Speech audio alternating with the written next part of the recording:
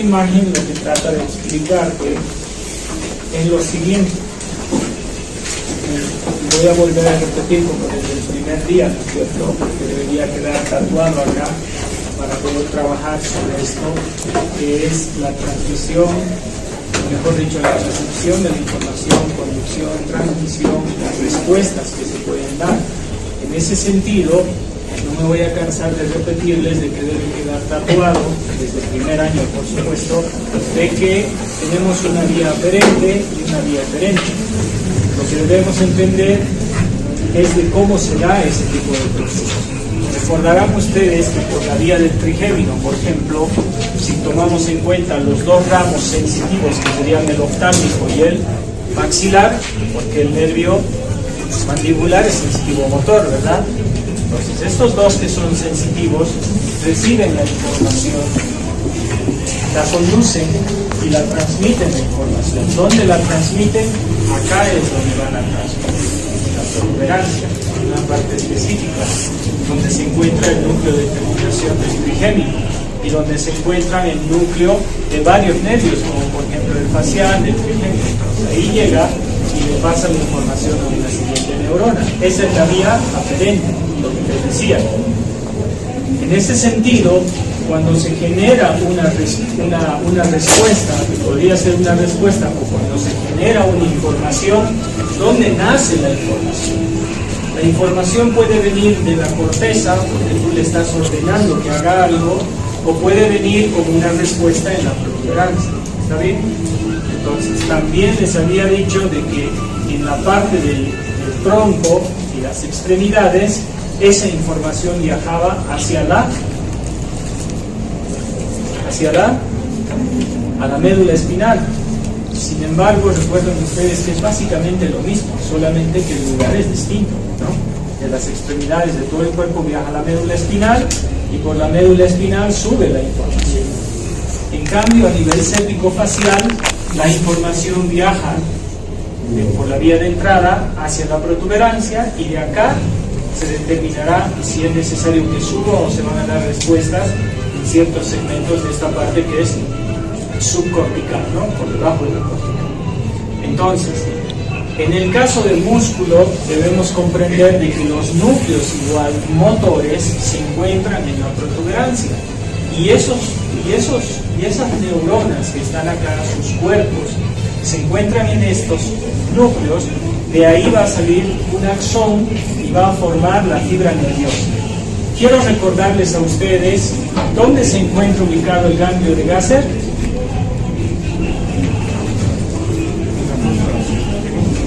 ¿Ah? En la fosita del ganglio de Gasser, ¿sí o no? ¿Dónde se encuentra?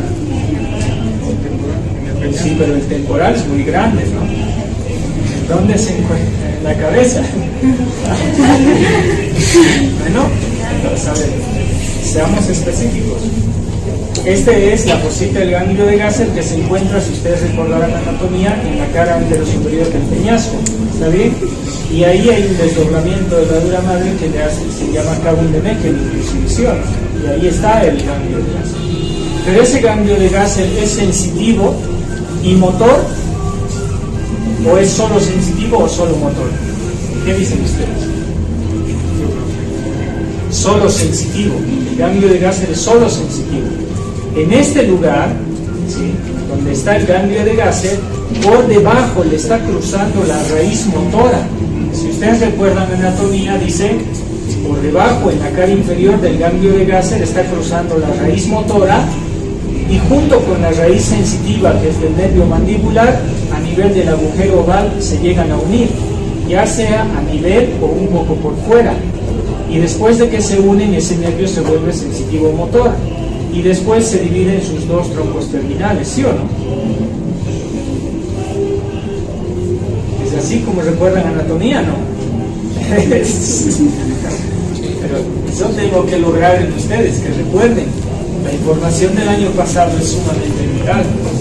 Bueno, el punto es el siguiente.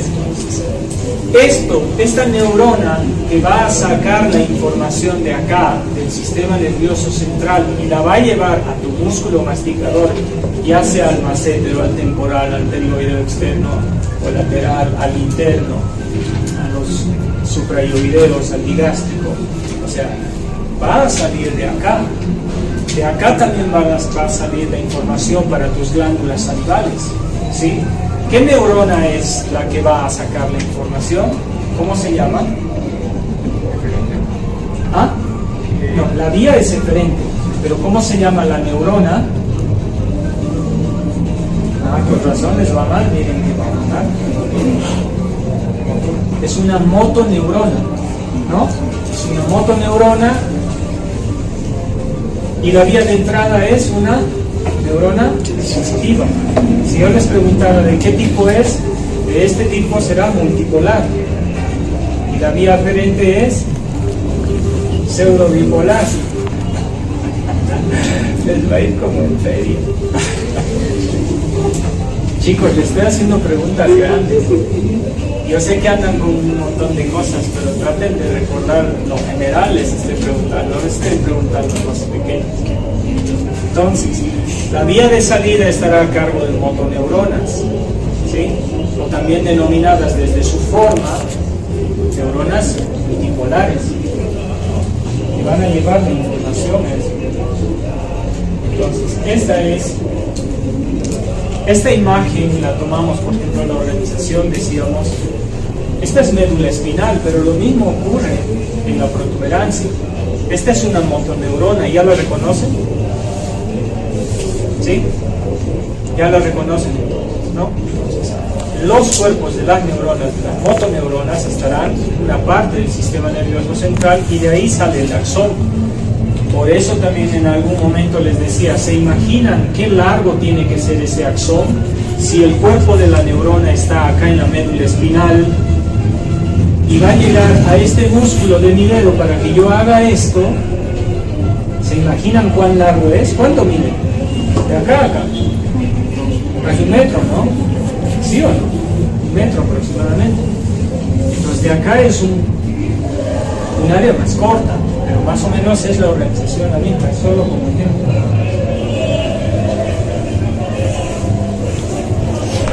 Entonces, estas imágenes las manejamos, pero entiendan ustedes que esto puede ser un músculo masticador, cualquiera de los músculos, y esto puede ser la protuberancia. Es básicamente igual, solamente que en un lugar distinto. Recordarán ustedes que tenemos una motoneurona que va a ser de tipo alfa y una de tipo gamma. ¿Cuál es la diferencia?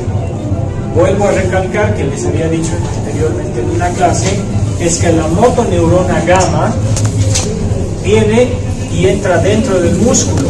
Acá dentro del músculo hay un lugarcito, un sensor. ¿Cómo se llama ese lugar? Es con H. Uso neuromuscular. Tiene nombre y apellido. Entonces, ojo con eso. La motoneurona gamma va a dar inervación al uso neuromuscular. ¿Está bien? Y la motoneurona alfa dará inervación en la parte externa a todas las otras fibras musculares. ¿Cuál es la diferencia? La diferencia es que la motoneurona gamma estará encargada del control del tono muscular. ¿Recuerdan el tono muscular que les decía? Que si yo fuera un bebé de meses, no puedo sostener la cabeza porque no tengo tono muscular. ¿Está bien? Entonces no es una contracción como tal verdadera, sino es la mantención para que uno se mantenga erguido. Por ejemplo, parado acá, yo no estoy haciendo contracción porque sería demasiado gasto de energía. ¿Está bien? Entonces estoy manteniendo un tono muscular. ¿Y quién me está manteniendo en esta posición? ¿Quién les mantiene a ustedes con su cabeza erguida para que puedan prestar atención? Es esta motoneurona gamma, gracias a un sistema de control que tiene interno este músculo que se llama uso neuromuscular. Y cuando ustedes quieren hacer fuerza, si yo les reto a uno de ustedes, hagamos unas pulsetas, nos vamos a ejercer una fuerza al de querer vencernos, esa va a ser una contracción, digamos, verdadera, titánica, y para eso estará encargada esta motoneurona alfa. ¿Está claro eso? Porque lo mismo van a llevar cuando ustedes hagan Por ejemplo, prótesis totales. ¿Han escuchado hablar de que los pacientes cuando no tienen un solo diente porque perdieron por alguna razón esos dientes, ustedes van a hacer prótesis total, ¿sí o no? ¿Sí? ¿Está bien? Les invito a hacer lo siguiente para que se entienda esta partecita, la importancia del uso neuromuscular. Todos cerremos los dientes hasta que choquen los dientes. ¿Sí? Ejerzamos un poquito el fuerza. ¿Está bien? Listo. Todos los que tenemos dientes, ahora hagan lo siguiente. Desde la base de la nariz, los que pueden, ¿no? Porque no están filmando, háganlo porque se les va a quedar eso. Hagámoslo, síganme el juego. Desde la base de la nariz hasta la base del mentón, yo mido esto. Porque mis dientes están chocando. A eso se llama dimensión vertical oclusal. ¿Por qué oclusal? Primero, dimensión vertical porque es la posición de la mandíbula en sentido vertical. ¿Y por qué oclusal? Porque esta dimensión está en contacto con los dientes. Y les decía también, creo alguna vez, no sé si les he comentado a ustedes, es cómo le devuelven al paciente esa dimensión. Háganse de cuenta que yo salgo a la calle, tengo un accidente y he perdido todos mis dientes. ¿Cómo me devuelven esta altura? De mí medía 6 milímetros, 6 centímetros, ¿está bien? 60 milímetros, ¿está bien? Ahora yo vengo donde ustedes y le digo, doctora, he perdido los dientes y quiero que me pongan nuevos dientes, hágame unas prótesis. ¿Cómo me vas a devolver esa altura?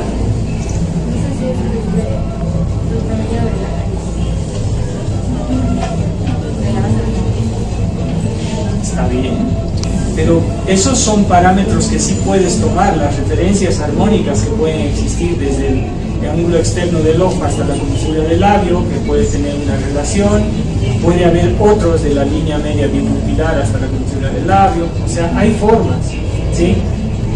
Pero una de las mejores formas también que puede haber es el hecho de que tú consideres o lo traspoles a lo que es el tono muscular. ¿Está bien? ¿Por qué? Porque nosotros tenemos que cuidar de no alterar mucho esta dimensión vertical. Tú no la puedes aumentar o disminuir a gusto.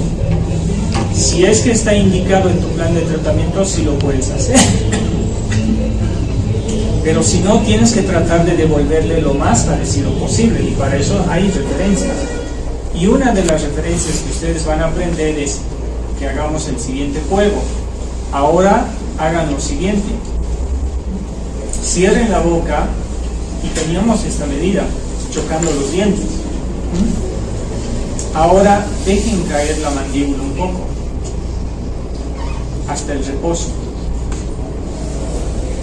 ¿Cuánto creen que sus dientes se han separado? No, no es medio milímetro. Debe ser medio centímetro igual que 5 milímetros, digamos, ¿verdad? Entonces, la dimensión vertical oclusal es cuando tienes dientes y chocan. ¿Está bien?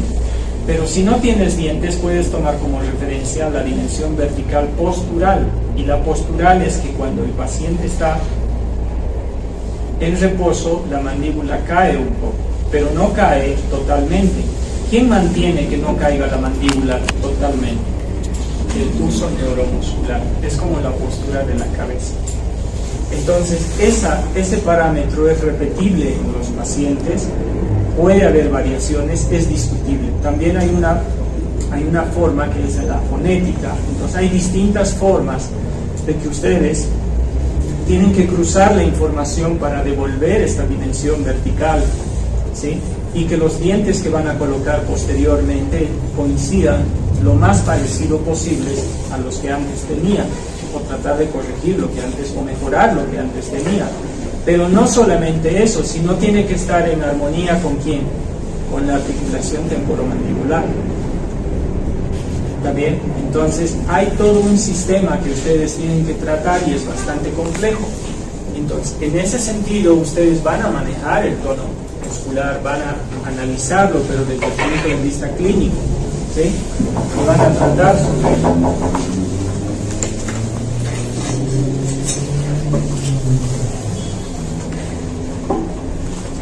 Entonces la unidad motora, como decíamos antes, estará relacionado con el axón de la motoneurona. Fíjense, es una multipolar, ¿sí? Es una motoneurona que viene y hace sinapsis con el órgano efector que va a ser el músculo. Entonces tenemos a la neurona, su axón y la fibra muscular donde hace sinapsis. Esa es básicamente una unidad motora. ¿Está bien? Bueno, puede estar relacionado, decíamos, con fibras lentas. Esto ya lo habíamos visto en la anterior clase y vamos a ir pasando. Lo mismo, quiero ir a un lugar. Esto ya lo habíamos visto. Voy a pasarlo un poco rápido porque esto ya lo habíamos visto. ¿Está bien? Entonces, el lugar donde hace sinapsis, este botón sináptico que viene de esa motoneurona, se llama precisamente sinapsis en placa motora. ¿Está bien? O la estructura de la placa motora, dice aquí. Pero la respuesta es así. ¿Cómo se denomina la sinapsis neuromuscular? Se denomina sinapsis en placa motora, por si acaso. ¿Está bien? Esta sinapsis en placa motora tiene el siguiente objetivo y las siguientes características. El potencial de acción viene hasta este lugar, ¿sí o no? Voy a volverlo a repetir. Y el potencial de acción se da gracias a que entra sodio. Y cuando entra sodio se genera una despolarización. Entonces ese es el potencial de acción que llega hasta este botón sináptico. Acá, cuando llega el potencial de acción y la despolarización, activa a unos canales para que entre calcio. El calcio activa a los... ¿Cómo se llaman estas pequeñas vesículas? Vesículas sinápticas, para que el neurotransmisor sea liberado.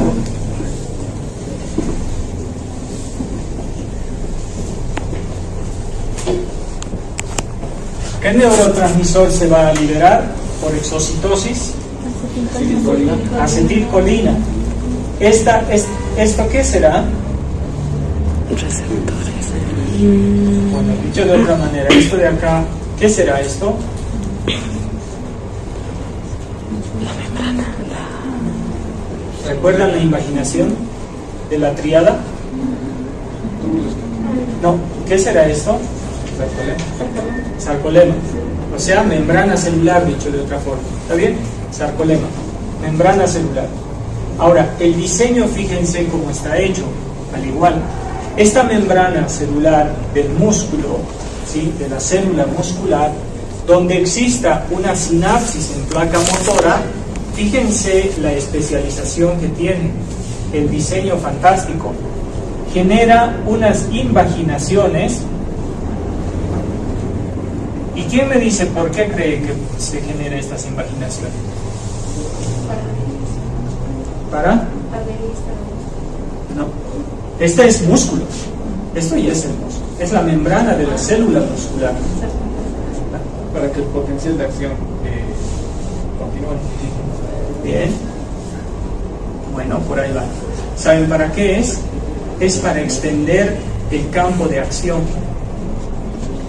Las invaginaciones, en este caso, se dan para extender el campo de acción. Imagínense que esto fuera plano. ¿Está bien? Hagamos de cuenta, solo por decir. Si digamos fuera plano, ¿cuánto creen que mide de acá a acá? Le vamos a dar 10 centímetros, ¿está bien? Solo como ejemplo. De acá a acá, en plano, mide 10 centímetros. Pero cuando la membrana se invagina, y yo agarro de este sector y de este sector y lo estiro, va a medir desde acá hasta acá. ¿Cuánto medirá? 30 centímetros, ¿verdad? ¿Cuánto ha extendido? 2 veces, ¿sí o no? En plano aquí mediría solo 10 centímetros. Pero con esta invaginación, si esto lo estiráramos, va a medir 30 centímetros. Entonces, el organismo ha diseñado estas invaginaciones para extender la superficie de acción, o sea, para tener mayor superficie de acción. Entonces, como si el ADN pensara, porque estamos hechos de ADN, que no sabemos de dónde ha salido el ADN, esa es la gran respuesta que estamos buscando. Entonces, el ADN en su célula está codificado de que este diseño dice: no puedo tener una superficie plana porque es insuficiente para que esta célula responda a este potencial de acción. ¿Cómo puedo hacer para extender, agrandar la superficie de acción? Entonces el diseño ha hecho las invaginaciones y listo. Un ejemplo: ¿cuántas proteínas receptoras para las acetilcolinas crees que tendrías en 10 centímetros? Hagamos de cuenta que tengamos, no sé, 50, ¿les parece? ¿Ya? 50 aquí receptores. Y en 30 centímetros, ¿cuántos tendríamos? 150, solo tienes que multiplicar, ¿sí o no? A eso nos referimos. La capacidad del diseño ha hecho de que no tengas en una superficie plana solo 50 receptores, sino haciendo esto tengas 150 receptores para la acetilcolina y la acción muscular, porque eso necesita que el potencial de acción viaje a todas las células musculares. ¿Se dan cuenta del diseño? Entonces, esa es la respuesta. Entonces, hay dos lugares que responden a la sinapsis neuromuscular, a esta sinapsis en placa motora. La acetilcolina se libera y va a venir, como en este ejemplo, a su receptor específico para pasar el potencial de acción a esta nueva célula. ¿Está bien? Entonces se libera y va a haber una sinapsis que es superficial o primaria y una profunda secundaria. Entonces hay dos sitios de unión de neurotransmisor donde va a quedar el neurotransmisor para hacer la acción sobre la siguiente célula a la cual le quiere pasar esta información para que haga algo. ¿Qué va a generar la acetilcolina? Apertura de canales.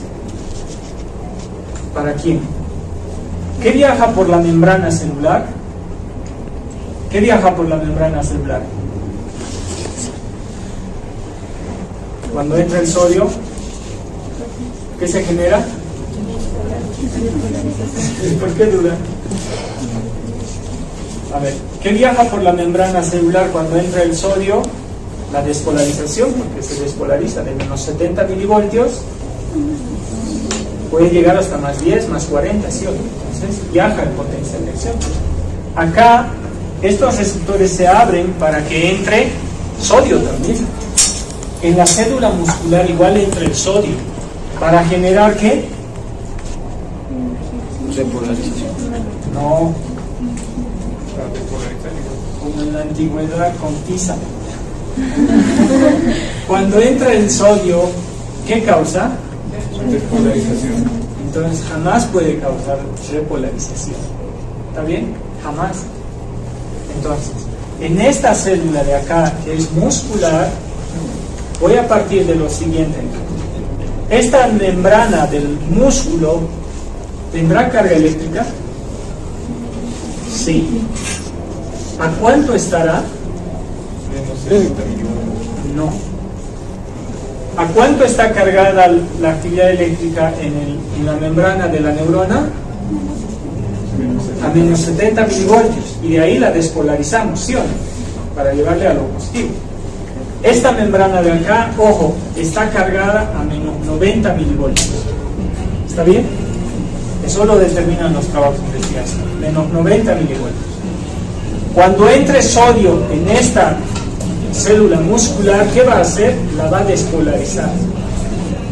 Y esa despolarización ahí sí va a viajar hasta el interior de la tríada y va a generar apertura de canales de calcio que se encuentra en el retículo sarcoplásmico. ¿Recuerdan eso? Bien. Entonces, esta es un poco las características de la sinapsis. No se olviden, esta es sinapsis en placa motora, no estamos viendo la sarcómera. Las triadas se encontraban en la sarcómera, por si acaso, para que no se olviden. Ahora, obviamente acá la acetilcolina va a estar unida por un periodo de tiempo nada más, después se libera, se degrada o si no se recapta para formar nuevamente ácido. Porque es muy repetitivo. Entonces no se confundan con esto. ¿Está bien? A ver, un segundito. Esto no es esto. No es lo mismo. ¿Está bien? Ojo con eso. La anterior imagen es para entender la sinapsis en placa motora, que es todo esto. Es el lugar donde la neurona hace contacto con el músculo. Es el órgano efector. Esto es una vez que en la sarcolema hace sinapsis, el potencial de acción viaja ¿hasta dónde? Hasta el interior de las sarcómeras. ¿Y qué es la sarcómera? La unidad funcional y fisiológica del músculo, y que tenemos miles, millones de sarcómeras. Y la membrana con el potencial de acción viene hasta acá para liberar el calcio de este retículo sarcoplásmico y hacer que las bases moleculares entren en acción. ¿Está bien? Entonces, el músculo estará formado por millones de células y en cada una de ellas tenemos una infinidad de sarcómeras. Si se fijan ustedes acá, esta es una célula. ¿En una célula solo hay una sarcómera? No, porque el miofilamento estará formado por miles o por muchas sarcómeras y cada uno de ellos va a entrar en acción. Por eso es que el potencial de acción tiene que ser grande. Por eso la sinapsis en placa motora tiene ese diseño. Tiene que llegar hasta todos los lugares posibles, generando la despolarización.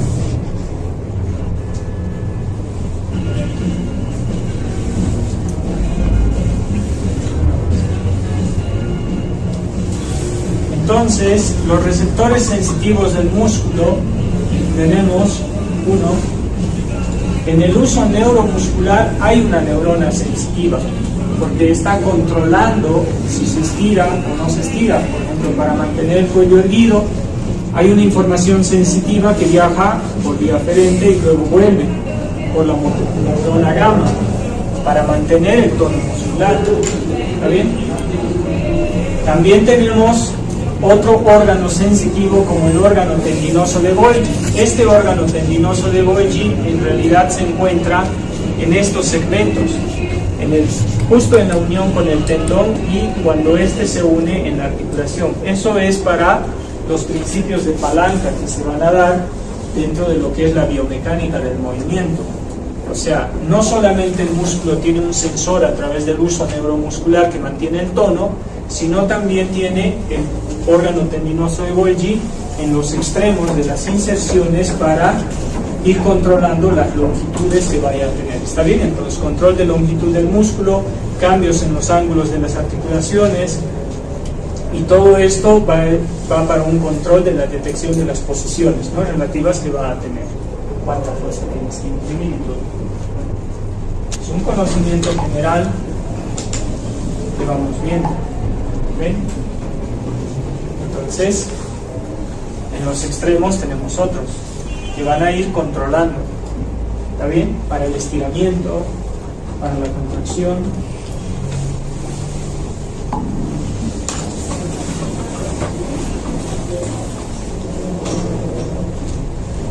Algunos términos que debemos conocer dentro de lo que es músculo es ¿qué es una sacudida muscular?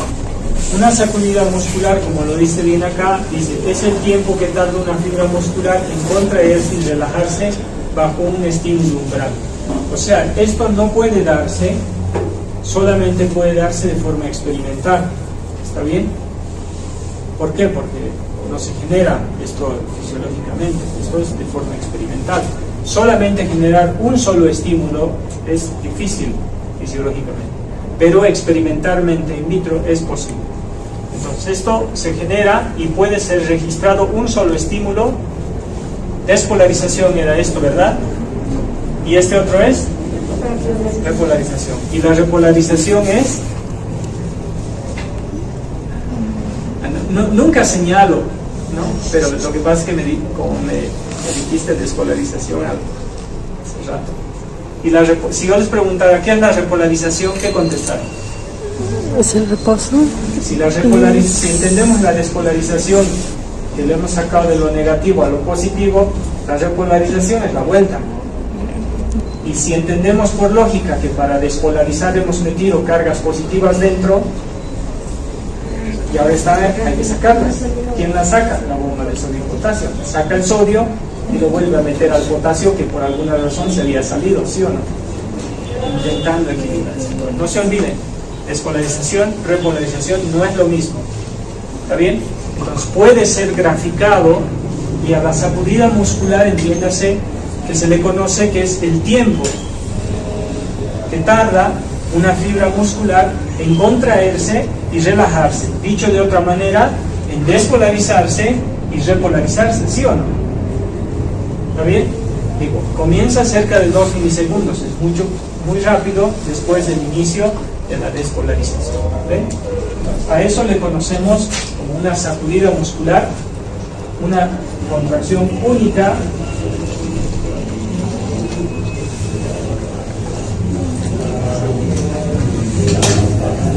Acá podemos comparar algunos tipos de contracciones musculares. ¿Qué era esto? ¿Y esto es? Bien, esto es del nervio y del músculo es este. ¿Qué sería? Despolarización y repolarización. Es lo mismo, pero esto te está midiendo la intensidad del nervio y esta es la del músculo. ¿Está bien? Entonces, potencial de acción de la célula muscular lisa y respuesta de contracción mecánica de la célula muscular lisa. ¿Está bien? O sea, este es el tipo de distinto. Ahora, fíjense esto. ¿Cómo se llamaba este periodo de tiempo? ¿Recuerdan? Periodo refractario absoluto. Y el relativo era aquí. Y a este cuando baja aquí abajo, ¿qué se llama? Hiperpolarización. Bien. Muy bien. Esta imagen la he puesto para que ustedes comparen que las despolarizaciones y repolarizaciones, o sea, las contracciones, no es lo mismo en el músculo liso que en el músculo cardíaco que en el músculo esquelético. Ahora fíjense la imagen.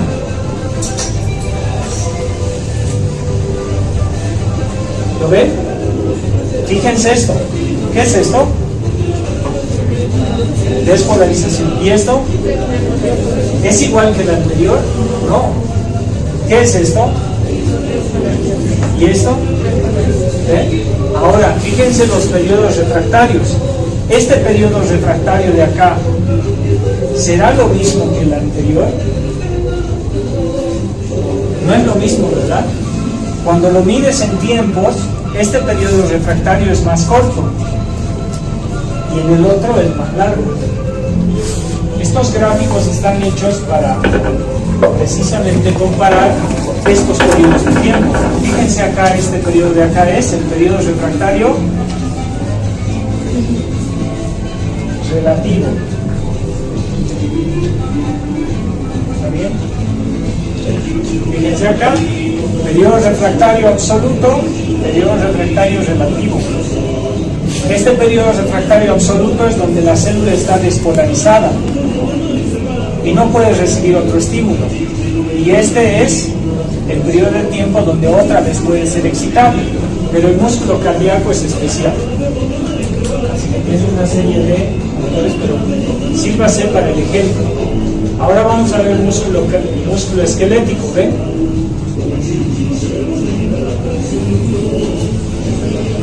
Fíjense, músculo esquelético, periodo refractario relativo, muy cortito, periodo refractario absoluto igual corto.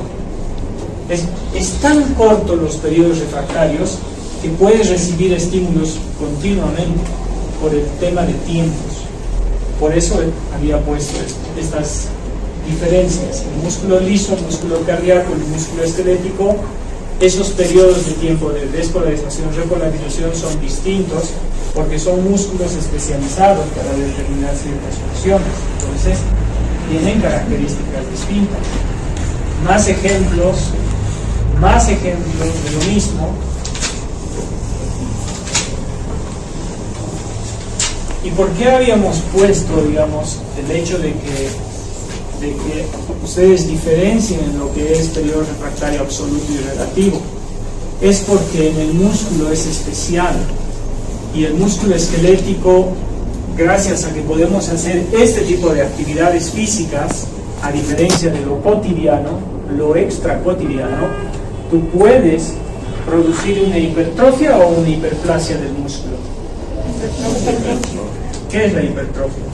Aumento de volumen. Exacto. No del número, ¿verdad? Bien. Entonces, podemos generar eso. Y el músculo es especial. Debido a que los periodos refractarios son tan cortos, puede seguir recibiendo estímulos. Y a esos estímulos se les llaman o suma de contracciones en algunos casos, o fenómeno del trip. ¿Está bien? Si ustedes ven acá, por ejemplo, ¿qué representa esto? Una sacudida muscular. ¿Sí? Ya saben, ¿no? Despolarización, repolarización. Despolarización, repolarización. Pero ¿qué pasa acá? Si entienden la imagen, ¿qué pasa acá? Miren, díganme, ayúdenme ustedes. ¿Qué pasa aquí? Y acá está intentando y lo logra. Aquí sí lo logra, ¿ven? Se despolariza, se repolariza, se despolariza, se repolariza. El músculo esquelético, y por eso podemos hacer eso, tú puedes calentar. Por eso te piden que calientes a una edad. No, a su edad entras yo a su edad entraba a la cancha y empezaba a correr y pateaba la pelota, que me encanta el fútbol, ¿sí? Pero a mi edad tengo que entrar y ahora tengo que calentar. Y en mi imaginación corro, ¿verdad? Sigo corriendo todavía, pero ya no igual que antes, ¿no? Entonces ya necesitas calentar y todo eso. Y precisamente el calentamiento quiere decir eso. ¿Ya?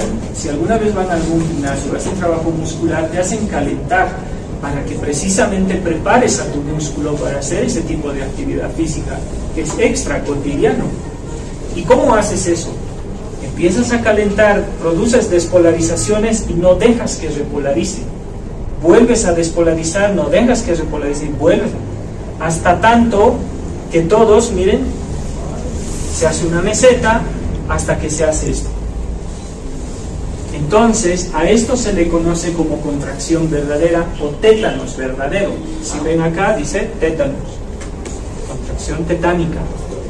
Entonces, el hecho de que tú puedas hacer ejercicio o puedas hacer una actividad extracotidiana, en algún caso, gimnasia, no sé, deporte. Entonces tú calientas, preparas al músculo y este músculo te responde. Y va trabajando de esta forma. Y para lograr una contracción verdadera, lo que les decía, no sé si ahora me dejo entender, en ese sentido, ocurren estas cosas. No es como lo de mantener el tono muscular, ¿verdad? Porque para mantener el tono muscular tú no estás haciendo esta actividad. No tienes que calentar para pararte, ¿sí o no? Después de un tiempo eso. ¿Se entiende? Entonces, desde ese punto de vista, podemos entender este siguiente criterio. Dice, la fibra muscular esquelética también se puede estimular a través de un medio motor, ya sea de forma directa o indirecta, y generar un estímulo adecuado en intensidad y tiempo. A eso se le va a llamar punto umbral, que va a generar una despolarización. Y se obtiene una sola contracción que se denomina sacudida muscular, pero esto es solo de ejemplo, ¿sí? O contracción muscular aislada. Pero si tú aumentas la frecuencia, aumentas la estimulación, se van a producir todas esas sacudidas musculares y se van a fusionar y va a aparecer una respuesta sostenida, y a eso le llamamos contracción tetánica. ¿Está bien? Lo que hemos visto en el esquema anterior está en la descripción.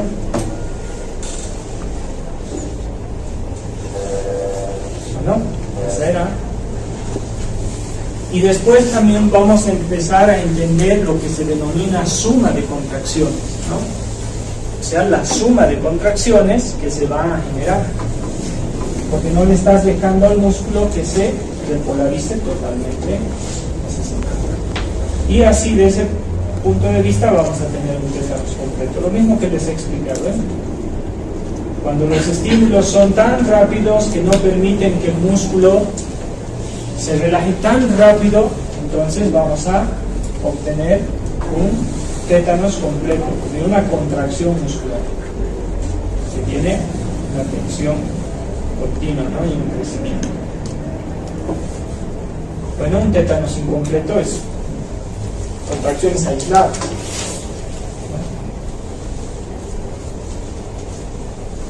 Lo mismo. Más imágenes, por eso ustedes pueden ver, cada vez que ustedes vean las imágenes, traten de entender qué te quiere decir la imagen, siempre, ¿no? Traten de comprenderla, porque así te va a ayudar a estudiar y no va a ser de memoria. Luego hay el fenómeno de escalera, también conocido como trip, es lo mismo. Esto lo haces como cuando calientas, te decía. Entonces vas preparando y todo eso se va sumando. Bueno, este ejemplo no está muy bien, este sería el mejor ejemplo, ¿no? Calientas, no dejas, calientas, no dejas, calientas, no dejas que se repolarice y hasta que logres. Ese también se llama fenómeno de escalera, fenómeno de trip. Consiste, como dice ahí el texto, en un incremento escalonado de la fuerza de contracciones en los primeros espasmos de toda una serie que, bueno, va a ir ocurriendo continuamente, ¿no?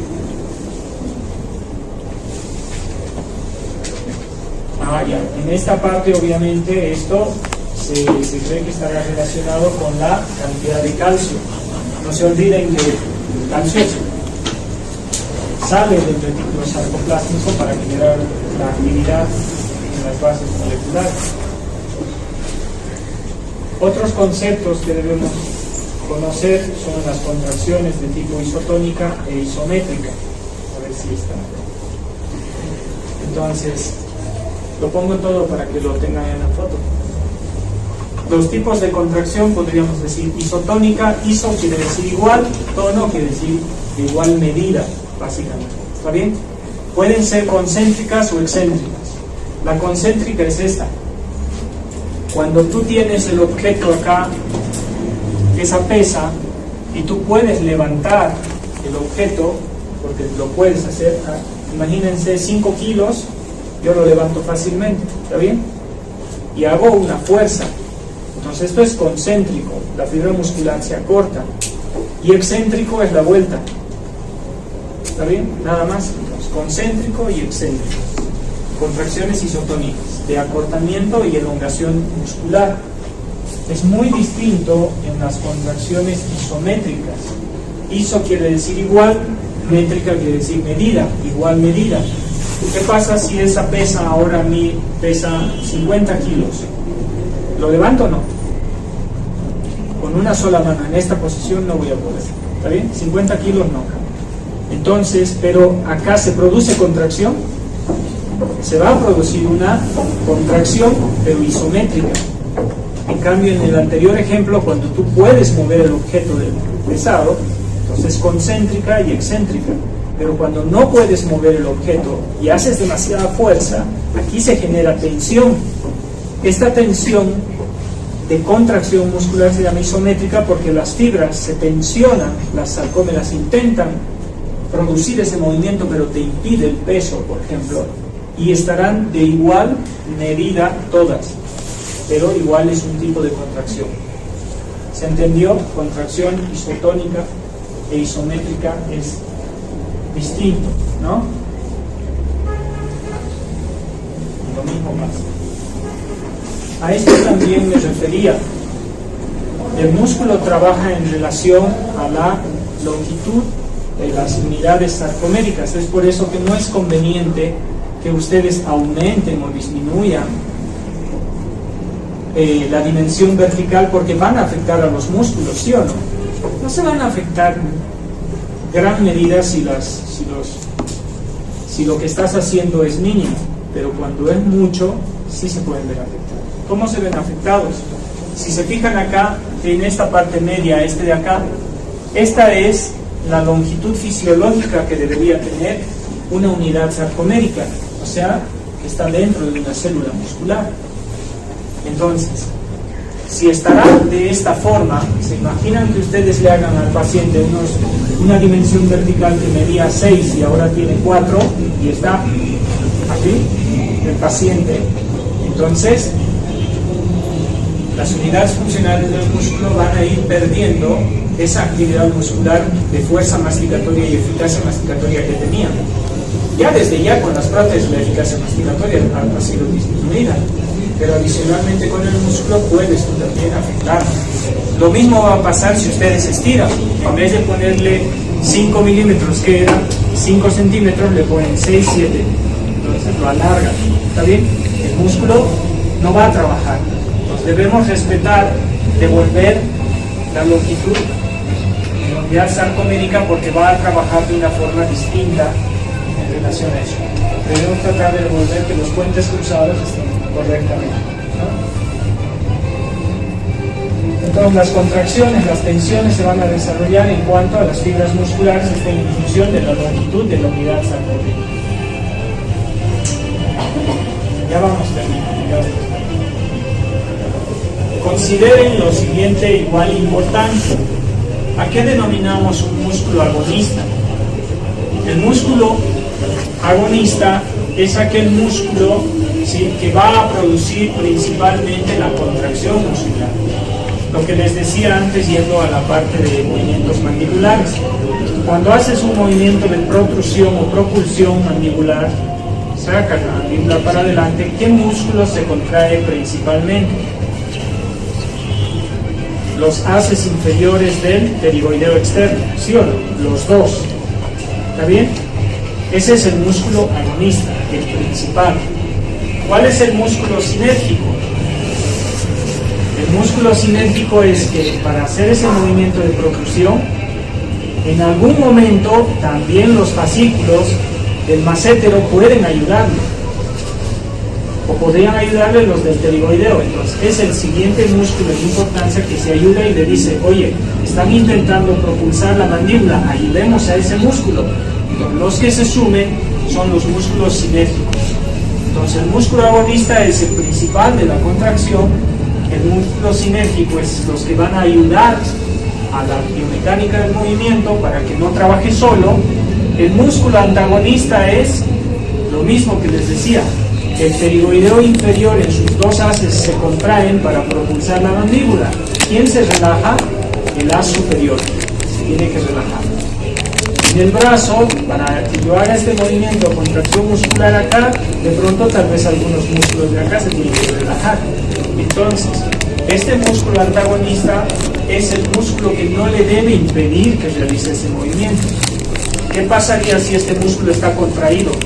No te deja mover, ¿sí o no? ¿Verdad? Si tú tienes una contracción en este sector y tú quieres mover tu brazo, hasta ahí va a llegar, porque este músculo que está con contractura no te permite realizar el movimiento. Entonces, no está afectado el músculo agonista o los sinérgicos, está afectado el músculo antagonista que no se relaja para permitir el movimiento, ¿sí? Entonces, a esta actividad se le llama actividad muscular, me he ido la palabra, coordinada. O sea, los músculos actúan en forma coordinada. Cuando un músculo se contrae, hay otros que le ayudan y hay otros que se relajan. Eso es la coordinación muscular.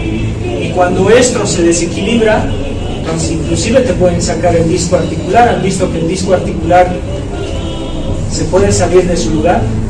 Hay problemas articulares donde se puede salir del lugar. Desplazamientos discales mediales o anteriores. Entonces, en ATM es importante que esto funcione adecuadamente. El músculo fijador o estabilizador ya son los músculos más grandes de biomecánica, donde te ayudan a estabilizar una posición para que los demás trabajen. Y el neutralizador son los que le permiten igual hacer movimientos, pero ya en otro tipo de articulación. Entonces, desde el punto de vista funcional, trabajan coordinadamente la acción muscular. Bueno, esto ya les he explicado, ¿no? El tono muscular es el resultado de un proceso neurofisiológico de aprendizaje de nuestro sistema nervioso y de nuestro sistema muscular. Entonces, mantener el equilibrio de este sistema se va a lograr a través del tiempo y de un proceso de aprendizaje. ¿Está bien?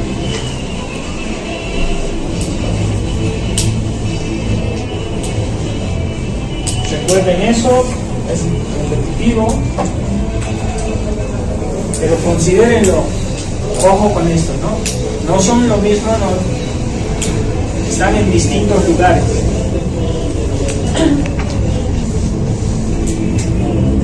Bueno, más de lo mismo.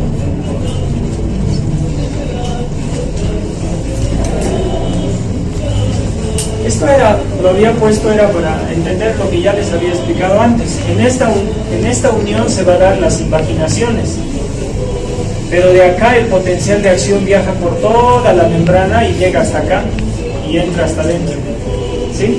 Por eso es de que en esta área tiene que ser altamente especializada y tiene que ser amplia, y como es chiquita, nos ha generado esas invaginaciones para extenderla.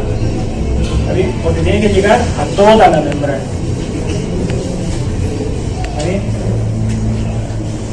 Los patrones reflejos, que también ya lo entienden ahora muy bien ustedes. Ocurre el estímulo, recepción del dolor, viaja, no tienes que pensarlo, porque si lo pensaras ya te quemaste.